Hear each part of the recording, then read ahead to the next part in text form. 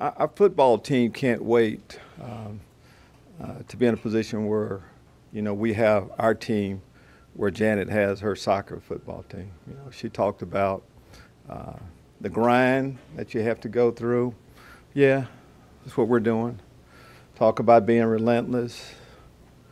She talked about, having a telescope, to look to see exactly where you would like to go, but that microscope to concentrate on where you are right now.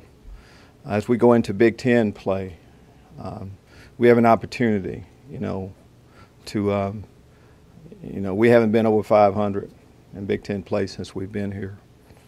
And in order for that to happen, we really do have to hone in microscopically on exactly what we're doing right now. As we played, just kind of recapping last week a little bit, we made some changes. You get to the bye week, you can evaluate where you are. That's what we did. We thought, just going to the secondary first off, that we needed to, change some things around. Sidney Brown, Tony Adams in particular, moving them into the starting lineup at both safety positions. Love what they did. Played hard, relentless, flying around, good start. Of course, Nate Hobbs coming in, giving us a little bit of play there. He's a good football player. So kind of like some of the things we were able to do there defensively. Jamal Milan to get, our best defensive lineman back into the mix. That helped. Still some things we have to tighten up, but feel like we can go forward with this group along with the others that we had. Defensively, we have to keep taking the ball away. We're not pleased with the total yardage. We're not pleased with some other things that we're doing, but we are pleased with the guys knowing how important it is to take the ball away for our offense. And love what our offense is doing. Those guys are going to talk about how many plays we left out there, but getting A.J. Bush back helped a lot.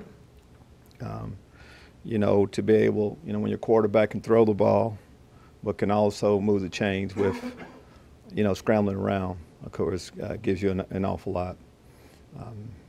But to me, the star of the game was our offensive line. They did a great job of getting our running backs to that second level, whether it's A.J. or Reggie Corbin, was a captain this last game for us and played hard, as did Mike Epstein. So love what they were able to do. I'm talking about our offense, O-line, of course, and the rest of the crew. We realize where we are with 3-2 record right now. In order for us, again, to take steps, we have to continue, what we would like to be.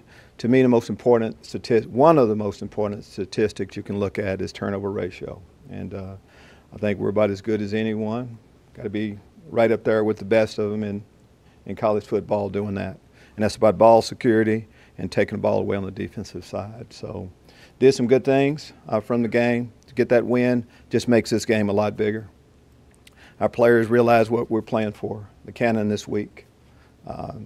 Purdue have a long history with them. They're a good football team. They had a chance to sit and watch us last week. But we're excited about coming back to Memorial Stadium. Just had a chance to, go on campus and talk to some of our students and just, talking to them about, everyone I talked to said they were showing up this week, and we need them. We need that college energy in our stadium. But big homecoming game for us. It's always exciting when, alums get a chance to come back, and we want to show them exactly where our program is right now. Take your question. Lovie, you're third in the Big Ten in rushing. When you hired Rod Smith, did you expect him to turn around this offense that fast? Well, you look at the history of, the offense that we were looking at as we looked at Coach Smith. They ran the ball as well as anyone around. Yeah, so we were expecting to get production from it. We were. And like where we are. Not satisfied by any means, but it's giving us a chance. When you can run the ball, you have an opportunity, especially when you go on the road. So pleased with that. Lovie, what do you think of Purdue and what they look like year two, especially with that offense? Productive year one, and another year in the system. I'll talk about improvements from game week to game two, improvements from year one to year two a lot of times. So we expected them, of course, to take a step. And when you add a special player the way that they did, It's something you got to pay attention. There's a lot of different ways they can attack you. It'll be a big challenge for our defense this week. The pressure maybe hasn't been there. Sack total isn't as well. I know it's not all about sacks, but how do you generate more pressure moving forward? I know you like to rush forward, but what do you see? Well, in an ideal world, that's the way we would like to, but you know, we'll do what we need to do to get pressure. It has been disappointing, though, the amount of pressure that we've been able to put on opponents.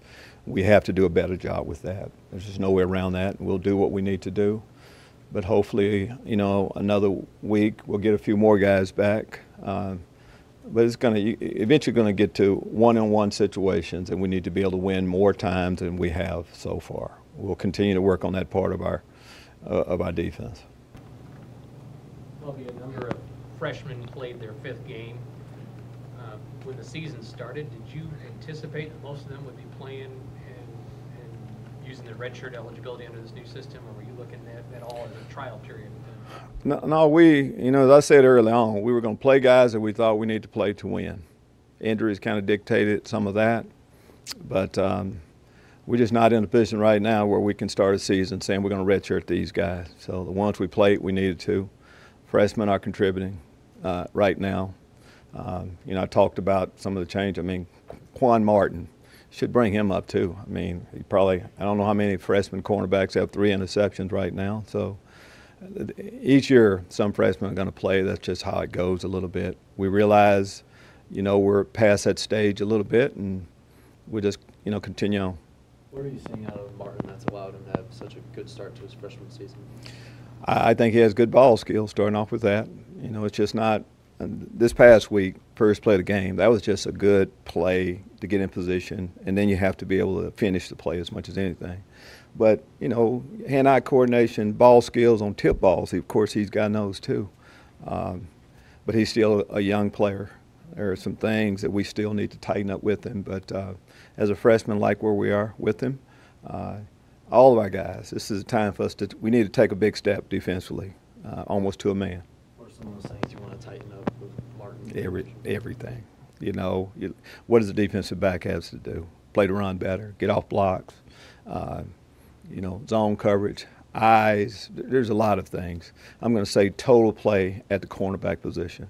And it takes a while. As a true freshman, we're going to be saying that next year too. You just don't become a veteran, an upperclassman type cornerback right away. There's just too many situations you have to get in.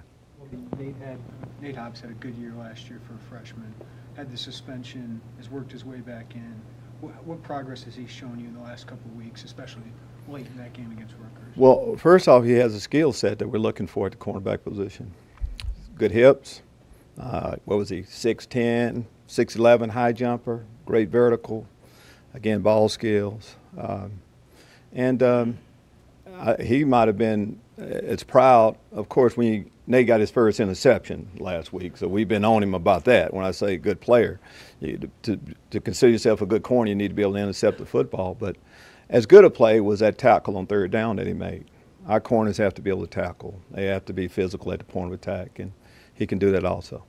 Did he work his way back into your good grade? How did he handle that? He handled it. If a guy's playing right now, they've worked themselves back. We try not to give too many death sentences, but guys make mistakes. There's punishment that goes along with it, but when you come back, you come back, and that's what he's done. What do you want to see from Louis Dorsey moving forward? Prove play. Sometimes when you don't play, Wally Pips, right? You heard of Wally, right? Now who came in for Wally? Bob, who did? Lou Gehrig, right? That happens sometimes, you know. So that's why we tell the guys, you like your position. Don't let somebody else move in there, because we may like what we see from that next guy. But normally, if you're a good football player, there'll be a role for you. You may have to wait a little bit longer sometimes, but if you stay the course, it normally works itself out. How impressed have you been with Sidney Brown starting at nickel and moving back to safety and having six tackles? Sidney Brown, first off, you know, he was, I think, maybe day before signing date is when we really jumped on board with Sidney. But he's been that way since he's gotten here. Aggressive. He made plays the other day. Very pleased with what he was able to do. But he's an aggressive player. He'll hit, he'll tackle. He has good ball skills, good quickness. He's got a chance to be a pretty good football player. him and Tony add to that safety group that you weren't getting before? Well, just that, not necessarily what weren't getting before. It's just that you always are trying to get your best guys on the field. And when everybody's healthy, we're able to do that. But Sidney, of course, is stronger in run support than Tony. But Tony is at, in an ideal world, we want all of our defensive backs to have corner skills, to be able to cover. And now, of course, with Sidney being the nickel, that's what he's been doing most of his career here, part of his career here. And, of course, Tony Adams has been a corner for us, so gives us a lot more flexibility in what we can do back there with these guys. Coach, how's Reggie Corbin gone from the guy that didn't play much last year to the guy he is now? He's, Janet talk about the grind and just being relentless. I mean, that's what he's done. Even last year, since we've been here, Bob, I can recall a play in an Iowa game last year, as good a play as you'll see. Reggie Corbin can make you miss in the open field. I think Reggie's had consistent play this year, and you just have to stay the course. And eventually, if you're a good football player, you'll get an opportunity to showcase your skill. And that's what Reggie has done. Big plays by him the other day. What does it say about Reggie, the way he's come back this year when some other players, after a season like that, might not have even stuck around? Well, I guess that would happen with some players. But I think if you're a football player, you're going to go through adversity. You have to stay the course. You have to keep grinding. It's getting up, being consistently good day after day. And eventually, you're going to have positive results from it. I think most football guys, most athletes in general, know that that's the case. It's not always a perfect situation for you. And that's what we've seen from Reggie. And just not Reggie, so many of our other players too. Doesn't it feel like there's a monkey off the back or anything like that, just knowing that you got a Big Ten win? And does it have that monkey feeling? off my back? I'm trying to replace all that. I know what you're saying a little bit. We need to get a win in the worst way. Rucker was in front of us, just like Purdue this week. You have to now looking at microscope on just what we need to do right now, and that's what we're doing. Big win for us, though. I mean, as I talk about an opportunity to be over 500 in Big Ten play, that's big for our guys. But as we continue to find a way to win, each game's going to get bigger and bigger. And right now, how can it get much bigger than this for us? Play a team that we have a history against, for the Cannon, homecoming, just so many things at stake. We're in pretty good shape and talk about a lot of injuries, so looking forward to the game. You talked about how the offensive line was the MVP of the game. What did they do what do you attribute their success to in the improvement from last year to this year? I just think, again, we can use, they're relentless, kept grinding, showing up every day. That's what it's about, offensive line-wise. I mean, they pretty much know what they're going to have to do. It's going to be a collision, a crash every down. You just have to be willing to do that and stay the course and believe in what we're doing. System allows guys to get in decent positions to help our running backs make plays and keeping the same group together. I mean, that has to contribute to it a little bit too. Yeah, but a guy like Jake Cerny is that sixth guy. What's he done for you coming in? Eventually, if you keep grinding, you'll get an opportunity to play. That's where Jake comes into play. But it's still that basic core that we'll be going with. When you looked at Tony Adams after the game, were you happy with how he performed Saturday? Yes, I was pleased with how first time out at that position, thought he was in position as a free safety. But Tony has good ball skills, and that's what we expected from him. I'm anxious to see, we talk about from game 1 to game 2. I'm anxious to see his game 1 to game 2 improvement. We think that it can be pretty good, but as we continue to talk about takeaways, free safety, just that position says I need to be able to intercept the ball as much as anything. As I talk about the takeaways, we're pleased with the interception. We're not pleased at all by the amount of calls fumbles that we've had. Logan, Trenard's pass to Mike Epstein sure looked to me like a catch. What were you told at the time about why that wouldn't get? It wasn't a catch. That's what I was told. What's that? It wasn't a catch is what I was told. No, I saw it the same way you did. And that's what I was told. We looked at it numerous times. We're 100% sure it was not a catch. But after going back and looking at it, I still make a case. Everybody probably associated with the University of Illinois thinks it's a catch. But, you know, each week their play is going to go like that. Like I thought their quarterback fumbled earlier, you know, when Owen Carney hit him. But officials did a great job. Officials never really cause you to win or lose a game. We got to be able to hold. Michael say he needs to hold on to that ball. What was the reason why the ball was moved from the 2-yard line to the 5-yard line between the end of the third quarter and the start of the fourth quarter? They say they looked at it up top, and that's where it needed to be. That's the explanation that I got from them. 4 runs of 40-plus yards. I'm sorry? You had 4 runs of 40-plus yards on Saturday, and just what's made change about your offense where you're getting maybe that big play, you know, a little more often? Well, good point. And you know, I've talked about the offensive line, and that's good to get them to the second level. But in order for truly explosive plays to happen, wide receivers need to do a great job blocking downfield, and that's what we had. You know, our wideouts did that. I mean, you know, of course, everybody knows we left a couple plays out there in the passing game. But receiver-wise, if you're going to be in offense, corners have to tackle on defense. Wide receivers have to block, and our guys did a good job of that. Does it make you nervous to see A.J. blocking? No, we don't want him to get hurt, and I mean, it makes me nervous every time your quarterback runs. But, you know, that's just a part of it. As much as anything, A.J., you know, you've seen him. Look at him back there. He's got a little bit of bulk on him. He should be okay. What kind of your evaluation of A.J. this weekend, and what progress do you think he can still make? I very pleased, number one. But that's how A.J. has been since he's been here. You know, when you're injured, you have to stay in the game, take mental reps. And he wanted to play every week. We, as coaches, had to hold him out. But he expected to come back in. As you can see, A.J., we can do a lot of things with him. You know, it's looking from a defensive point of view. When you have a guy that can take off and run the ball like that, most of the time quarterback's not accounted for. And it's a shame you look at his pass stats that they don't look better based on what really happened during the game. What kind of problems does a receiver like Rondale Moore present to a defense? A receiver like Rondale Moore, he poses a lot of problems to any defense. I know he's a freshman, he's a true freshman, right? But I think you just look at what he's done, evaluating the player. He's as good as, I hate to, pretty early to start talking to him about him this way, but he's as impressive as anybody, you know, I've seen in a while, especially a young player like that. Tough matchup